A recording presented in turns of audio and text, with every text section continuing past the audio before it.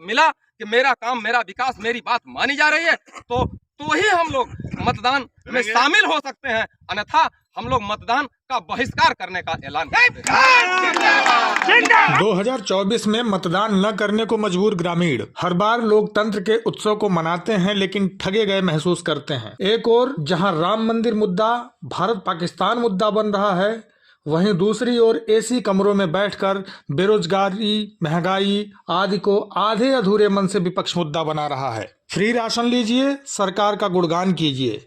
इन्हीं सब स्लोगन, मुद्दों, नारों के बीच पब्लिक की मूलभूत समस्याओं पर पब्लिक का आक्रोश देखने को मिल रहा है। उत्तर प्रदेश में डबल इंजन की सरकार है। वहीं का सोनभद्र जिला जो यूपी का सबसे ज्यादा राजस्व देने वाला जिला है, सीमांत और आदिवासी बाहुल्य होने के नाते उपेक्षा का शिकार है। सोनभद्र जिला मुख्यालय से 18 किलोमीटर दूर पहाड़ी अंचल में बेलच ग्राम सभा आदिवासियों वनवासियों का गाँव है। पहाड़ों से कई नाले बहते हैं, उसी में एक है टेढ़ुआ नाला।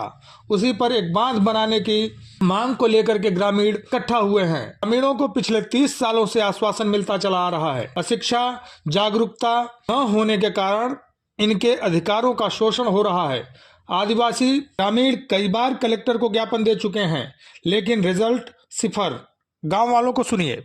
ग्राम पंचायत बेलच, विकासखंड रावर्सगंज, जनपद सोनभद्र के ग्राम सभागण निवासीगण हैं। हम लोग एक अहम मुद्दे को लेकर के यहाँ पर एकत्रित हैं और 2024 में जो लोकसभा का जो चुनाव आने वाला है, उस पर जो मतदान का जो विषय है, उस पर हम लोग एक ठोस निर्णय बनाए हुए हैं कि हमारे गांव में 30 वर्षों से पुरानी लड़ाई टेढ़ुआ नाला पर जो बांध का जो समस्या है, जिससे हम लोगों के गाँव में पानी हो सकता है, सिंचाई का भी सुविधा हो जाएगा, जलस्तर ऊंचा हो जाएगा, जिससे यहाँ के लोगों का खेती बाड़ी करते हुए आय दुगनी हो सकती है। इस विषय को लेकर के 3 दशक से लगातार 30 वर्षों से हम लोग आवाज उठा करके शासन और प्रशासन को लिखा पढ़ी के माध्यम से भेज रहे हैं, लेकिन इसके बावजूद भी चाहे सरकार किसी भी दल की रही हो, लेकिन हम लोग की किसी भी तरह का कोई सुनवाई नहीं है।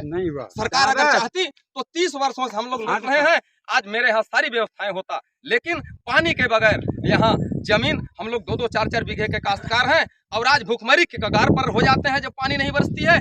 और यहाँ के माताएं बहनें अपनी गांव छोड़ करके बगल के गांव में बनी मजदूरी करने चले जाते हैं खेतों पर, इसलिए कि अगर यहाँ पानी की व्यवस्था अगर हो जाए तो हमारे यहाँ खुद इतना पर्याप्त काम होगा कि माताएं बहनें बाहर नहीं जाएंगे। हमारे पास परिवार बच्चों को पालने पोसने के लिए, जिलाने खिलाने के लिए अनाज की व्यवस्था होगी और बाकी सब सिस्टम सही होगा। इसलिए हम लोग शासन के नीति से और शासन के इस मतदान, मुफ्त मतदान, ठीक है हम लोग मतदान के विरोधी नहीं है, लेकिन हम शासन को कैसे सुनाएं कि हमारी बात सुनो। आज लोकतंत्र में हिस्सेदारी से भी हमको एकदम खिन्नता जैसे हम लोगों को आ रही है कि सिर्फ हम लोग शासन को सिर्फ वोट देते हैं और हम लोगों की जो मुख्य मांग है टेढ़ुआ नाला पर बांध, जल नहीं, जल से जीवन और पानी नहीं तो जिंदगानी नहीं, उसकी पीड़ा दंश झेलते हुए हम लोग ग्रामीण एकत्रित होकर के आज इस दिन एक निर्णय हम लोग बना रहे हैं कि हम लोग 2024 का जो प्रधानमंत्री और सांसद गणों का जो मतदान होगा, उस पर हम लोग मतदान के लिए बिल्कुल कतई तैयार नहीं है, मतदान का बहिष्कार का ऐलान कर रहे हैं। और एक बात और मैं शासन को यह देना चाहूंगा कि अगर 1-2 महीने के अंदर, 1.5 महीने तक अगर मेरे इस समस्या, मूलभूत समस्या पर अगर शासन ने विचार किया और हमको ठोस विश्वास मिला कि मेरा काम मेरा विकास मेरी बात मानी जा रही है, तो ही हम लोग मतदान में शामिल हो सकते हैं, अन्यथा हम लोग मतदान का बहिष्कार करने का ऐलान। विकास के दावे टीवी पर, सोशल मीडिया पर चाहे जितने किए जा रहे हों, जमीनी हकीकत आपके सामने है। विपक्ष असल मुद्दों को उठाने में नाकाम रहा है, सरकार काम करने में नाकाम रही है। बहरहाल आप अपनी राय दें, कमेंट बॉक्स में आप जरूर लिखें कि वोट का बहिष्कार सही कदम है या गलत। इनकी आवाज, इन ग्रामीणों की आवाज सरकार तक पहुंचाने का सही रास्ता क्या होगा। अभी के लिए इस खबर में इतना ही।